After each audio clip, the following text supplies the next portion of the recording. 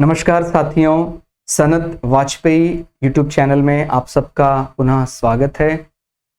आप दोनों ही चैनल सनत वाजपेयी और श्रद्धा एस्ट्रो ज्योतिष में भगवद गीता प्लेलिस्ट देख सकते हैं। और हमने वैसे शुरुआत की थी भगवद गीता प्लेलिस्ट की। जो कोई ज्योतिष के जानकार हैं वो अलग अलग विषयों को लेकर कभी परेशान हो जाते हैं, रज तम सत्व या अलग अलग कैसी विचारधारा, किस प्रकार से अपने को चलना है, हमें वानप्रस्थ में क्या करना है, गृहस्थ में, तो वो चीजें कुछ हमें उसका उत्तर हम यहाँ से ढूंढ रहे थे। लेकिन हमें अच्छा लगा कि जो ज्योतिष को नहीं भी सीख रहे हैं वो लोग भी इस चैनल की वीडियो को पसंद कर रहे हैं। और मुझे कई सुझाव मिले कि सर आप रेगुलर बेसिस पर भगवद गीता ये वीडियो बनाते रहें, उसके लिए आपका बहुत बहुत हृदय से धन्यवाद। बीच में अभी हम बहुत ज़्यादा व्यस्त हो गए थे, हमारी दूसरी क्लासेस को लेकर कंपटीशन एग्जाम की कुछ रिकॉर्डिंग्स पेंडिंग थी, वो कंप्लीट करने के कारण हम भगवद गीता नहीं चला पाए। बट हम अभी कोशिश करेंगे कि हफ्ते में एटलीस्ट 4 क्लासेस तो जरूर रिकॉर्ड की जाएं भगवद गीता की। और ईश्वर का आशीर्वाद रहा तो हम भगवद गीता की 700 अलग अलग रिकॉर्डिंग श्लोकों की आप तक पहुंचाएंगे। और वो वीडियो देखने के बाद आपका ज्ञान बहुत अच्छे स्तर का हो जाएगा गीता को लेकर। फिर आप भगवद गीता को लेकर आपका विजन एकदम क्लियर हो जाएगा कि मुझे ये करना है, मैंने भगवद गीता समझ लिया। मतलब ये हमारा अहंकार नहीं बोल रहे हैं, ये आप लोगों का स्नेह, गुरुओं का आशीर्वाद, उसके कारण ही हम ये बोलने में अभी सक्षम हो रहे हैं। बिकॉज अभी तक जो हमने काम किया उसमें हमने पूरी इसमें कोई कमी ना हो, इस बात का बड़ा ध्यान रखा, पूरी एक्यूरेसी रखी कि जैसा है वैसे ही डिलीवर किया जाए बिना बायस्ड होकर। ठीक हो गया? तो शुरुआत करते हैं। आज का श्लोक अर्थ है अध्याय 3 और श्लोक अर्थ 5। इससे पहले अगर किसी ने वीडियो नहीं देखा है तो अध्याय 1 के भी सभी श्लोक, अध्याय 2 के भी सभी श्लोकों का अर्थ दोनों ही चैनल में आपको प्लेलिस्ट मिल जाएगी, सनत वाजपेयी एंड श्रद्धा एस्ट्रो ज्योतिष में। क्या कहते हैं आज के श्लोक अर्थ में? निसंदेह कोई भी मनुष्य किसी भी काल में क्षण मात्र भी बिना कर्म किए नहीं रहता।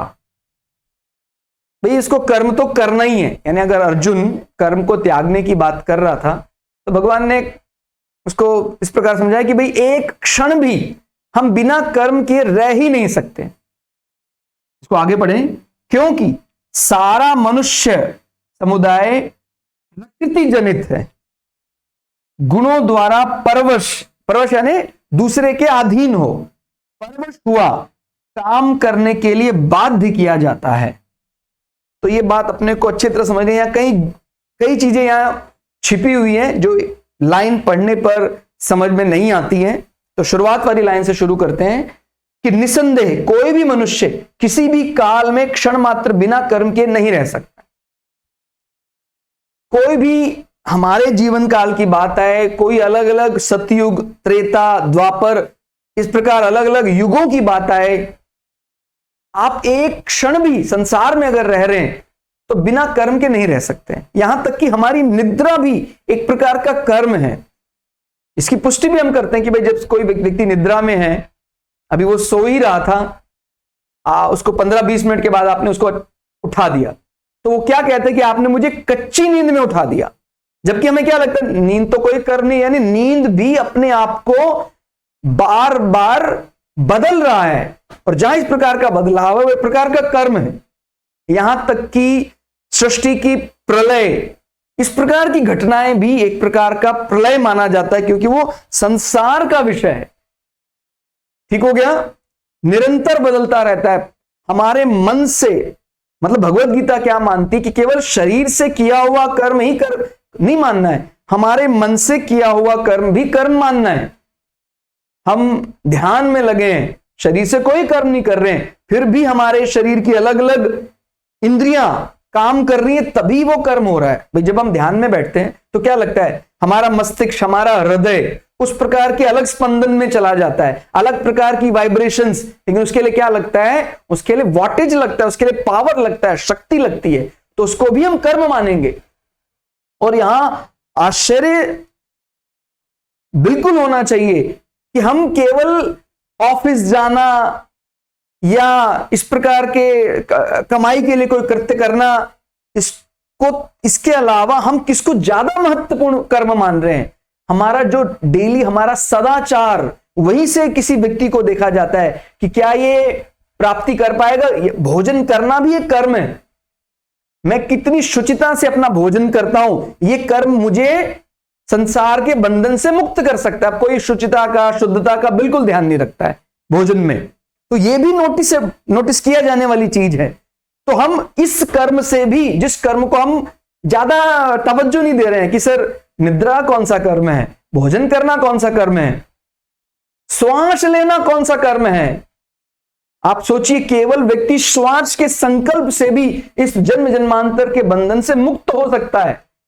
सुबह उठकर किसी ने संकल्प किया, मेरी प्रत्येक श्वास हंस नाम में आपको ही ध्यान कर रही है, हे परब्रह्म परमात्मा। दिन की जो मैंने 22,000 सांसें ली हैं, सांसों का आना जाना वो तुझे ही समर्पित है।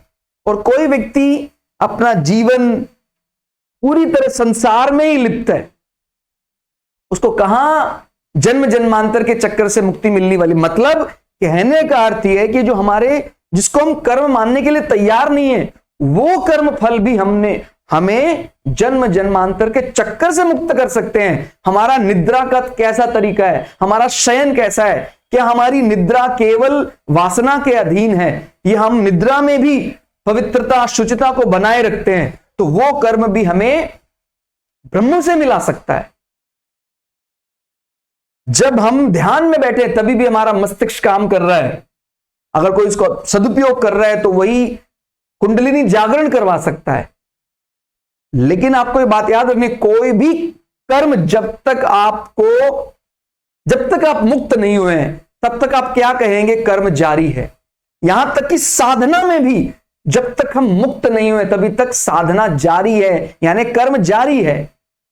भाई आपने कुंडलिनी जागरण के एक उसमें महारत हासिल कर ली, एक लेवल पार कर लिया, 2 लेवल पार कर लिया, और अगर हमने फाइनल सारा लेवल अचीव कर लिया तो फिर तो हमारे लिए संसार रहा ही नहीं।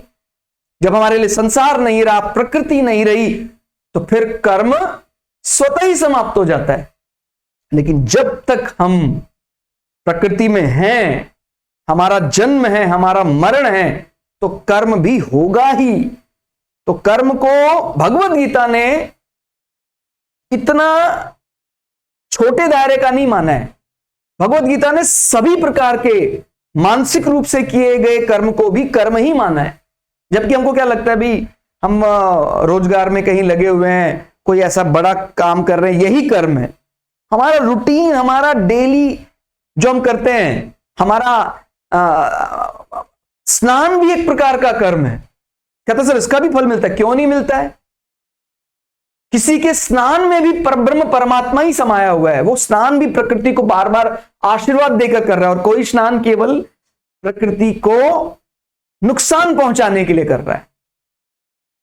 केवल अपने शरीर के लिए जीना, अपने शरीर के सुख के लिए स्नान करना, अपने शरीर को ही सर्वोपरि मानकर जीना, तो उसका स्नान भी उसको गर्त में लेकर जा रहा है। और हम समर्पण भाव से, तेरा तुझको अर्पण क्या लागे मेरा स्नान प्रकृति को बुरा नहीं करना चाहिए। अब कई लोग अपने स्नान के लिए अलग अलग सुख सुविधाएं जुटाते हैं, ये चाहिए वो चाहिए, ये बहुत सुगंधित द्रव्य में ही मैं स्नान करूंगा, ऐसा मैं नहीं करूंगा। हाँ, कभी कभी एक अलग विषय है, मैं उसका विरोधी नहीं हूं ना, कोई शास्त्र में भी कई जगह ऐसा आता है कि भाई कई बार ऐसे स्नान सुगंधित द्रव्य से किए जाते हैं। लेकिन कोई व्यक्ति कह रहा है कि नहीं, मेरा जीवन ही पूरी तरह से सुख सुविधा में ही है, मैंने संसार को ही सत्य मान लिया है, सबसे बड़ा सत्य यही है, तो फिर वो कैसे निकलेगा इस ट्रैप से? तो इसीलिए ये बात ध्यान रखनी है, निसंदेह कोई भी मनुष्य किसी भी काल क्षण मात्र भी बिना कर्म किए नहीं रह सकता, क्योंकि हमारा होना ही भाई, क्योंकि सारा मनुष्य समुदाय प्रकृति जनित, भाई हम, प्रकृति हमारे लिए तब तक है जब तक हमारा कर्म है, कर्म समाप्त प्रकृति समाप्त। प्रकृति जनित गुणों द्वारा परवश हुआ, परवश यानी दूसरे के अधीन हुआ, परवश हुआ कर्म करने के लिए बाध्य किया जाता है। ठीक हो गया। तो अपने को इसीलिए कर्म से मुंह नहीं मोड़ना है। अगर कोई ये कह रहा है कि नहीं मैं साधु बन जाता हूं, मैं सन्यास ले लेता हूं, तब तो कोई कर्म नहीं करना पड़ेगा, इतनी बड़ी उसकी ये विचार में कितना बड़ा कमी है, ये खोट है। मतलब वो इसलिए बचना चाहता है कि भाई वहां तो कुछ कर्म नहीं और वहीं सबसे ज्यादा कर्म है। अगर हम सन्यास बन रहे तो हमारा बैठना उठना किस प्रकार का है, कितनी शुद्धता कितनी शुचिता वहां व्याप्त है, वहीं आपको परब्रह्म परमात्मा से मिलाएगी। आपने वैसे सोचा हो कि भाई मैं कुछ नहीं करना है इसलिए मैं सन्यास ले लेता हूं, फिर तो और आप गर्त में चले जाएंगे और आपके लिए दुखदायी हो जाएगा। इसलिए जो वास्तव में सन्यास ले रहा है वो पूर्ण कर्म करना चाहे तो ही सन्यास ले। और किसी को लगता है कि नहीं मैं अपनी जॉब के टेंशन से परेशान हो गया हूं इसीलिए मैं सन्यास लेना चाहता हूं, उसको फिर मुक्ति मिलने वाली नहीं है, उल्टा वहां और ज्यादा परीक्षा कठिन हो जाएगी, क्योंकि उसका शयन भी एक उच्च कोटि का कर्म होना चाहिए। जो अपने आप को कह रहा है कि मैं नियमाबद्ध हूं, तो वो ऐसे थोड़ी कभी भी मन में कुछ भी ऐसा करेगा नहीं। तो ये अपने को ध्यान रखना है कि जो व्यक्ति भाई मन में कोई भी विचार आ रहा है उसको एक्सेप्ट कर रहा है, वो ऐसा नहीं है, वो अपने विचारों को अपने अधीन कर लेता है। और जब तक हम संसार में हैं हमें कर्म करना ही पड़ेगा। और आपको लगता है कि नहीं कर्म किए बिना भी चलाया जा सकता है, तो मतलब माइंड तो अपने आप ही फिर काम करना शुरू कर देगा, क्योंकि हमारे शरीर में कुछ ऐसा भी है जो हमारे अधीन नहीं है। अगर उस पर काबू नहीं किया गया तो वो कर्म यानी उस कार्य को कंट्रोल नहीं किया गया तो कार्य हमें कहां पहुंचा देगा। आप हाथ से कोई भी कर्म नहीं कर रहे हैं, फिर भी मस्तिष्क में कोई विचार आ रहा है अच्छा, उसको बढ़ाने का प्रयास कर रहे हैं। कोई बुरा विचार आ रहा है, बहुत कोई जघन्य अपराध करने का विचार आ रहा है, उसका भी अगर आप एक ऋणात्मक रूप से आनंद अगर ले रहे हैं तो ये भी, चाहे इसका पाप थोड़ा हो लेकिन इसका भी पाप काउंट किया जा रहा है। और जब आपको लगता है कि नहीं मेरी अब लय बन चुकी है, मैं अच्छे कर्म और बुरे कर्म, मुझे ना अब अच्छे कर्म का आनंद आता है ना बुरे कर्म का मुझे कोई ठेस है, ये बहुत कठिन है। इसको जो परमहंस सोच बोलते हैं, कई दफा लोग कह देते हैं कि मैं सन्यास नहीं, मैं तो परमहंस विचारधारा वाला बन गया हूं। यहां फिर अपना कुछ नहीं होगा। अगर कोई परमहंस विचारधारा वाला है तो ये विचार आप सोच कर देखिए कि मेरा सगा पुत्र भी अगर उसका प्राण अभी निकल जाता है, मुझे अफसोस नहीं होगा। क्या हम इतने ऊपर विचारधारा में चले गए हैं कि मुझे अपना और पराये का अंतर समाप्त हो गया है? तो हम वहां तक जा सकते हैं। अब केवल प्रॉफिट के लिए परमहंस शब्द का इस्तेमाल कर रहे हैं और फिर भी अपना अपना व्याप्त है, तो आपको पता है ये चादर यानी ये एक प्रकार का छद्मा वर्ण, ये चादर केवल संसार में कुछ समय के लिए तो आपको सुख दे सकता है, लेकिन इस ट्रैप से, यानी जो शरीर देकर आपको इस प्रकृति में भेज दिया गया है कि ये मेरा है मेरा है मेरा है, अनंत काल तक भोगना पड़ेगा इस शरीर को फिर। ठीक हो गया। और हम यही चाहते हैं कि हमें एक परमानेंट सुख मिले, सदा के लिए रहे, जो उसके बाद फिर कुछ भी अचीव करना ना रह जाए। वो तो यही है कि किसी तरह हमारा इस शरीर से नाता सदा के लिए छूट जाए। ये ध्यान रखना है, मृत्यु और मोक्ष में बहुत बड़ा अंतर है। कई लोगों को लगता है कि मृत्यु ही मोक्ष है, ऐसा नहीं है, इतना सरल नहीं है मुक्ति पाना। जब हम ना फिर कभी पैदा होंगे और ना फिर कभी मरेंगे, ना फिर हमें कभी दुख होगा, ना फिर कभी हमें सुख की चाह, वो हम परम पद को प्राप्त कर लेते हैं, तब कर्म समाप्त हो जाता है। लेकिन अगर उससे पहले हमारे मन में विचारधारा भी आई कि मैं कर्म से मुक्त होना चाहता हूं तो ठीक है, लेकिन मैं कर्म से मुक्त हो चुका हूं, इसका मतलब आपने अपने आप को ब्रह्म मान लिया है क्या? ये तो अहंकार वाक्य है। ठीक हो गया? तो हम पूरी शिद्दत से, पूरे अनुशासन से कर्म करेंगे और ये सारी चीजें कर्म में ही मानी जाएंगी। मेरा श्वास लेना, मेरा शयन करना, मेरा उठना, मेरा भोजन करने का तरीका, ये सब कर्म है और वो कर्म भी मुझे जन्म जन्मांतर के चक्कर से मुक्त कर सकता है। इसको भी पूरी शुद्धता के साथ, पूरी शुचिता के साथ करें तो आपको कोई अतिरिक्त कर्म ऐड करने की भी जरूरत नहीं पड़ेगी। आपका साधारण, आपकी जीवनचर्या, आपकी दिनचर्या ही आपको जन्म जन्मांतर के चक्कर से मुक्त कर सकती है। इसके लिए आपको कोई अतिरिक्त, कोई और कठिन मैं आपको मंत्र बता दूं, उसकी सिद्धि पालो, उसकी भी जरूरत नहीं है। सदाचार जीवन, शुद्ध जीवन, 100% शुद्धता, अपना पराये का अंतर समाप्त करके वो दिनचर्या भी हमें मुक्ति प्रदान कर सकती है, जिसको हम कर्म ही नहीं मानना चाह रहे हैं। तो ये ध्यान रखना है, उसका भी फल मिल रहा है। मन से क्या सोचा जा रहा है उसका भी फल मिल रहा है।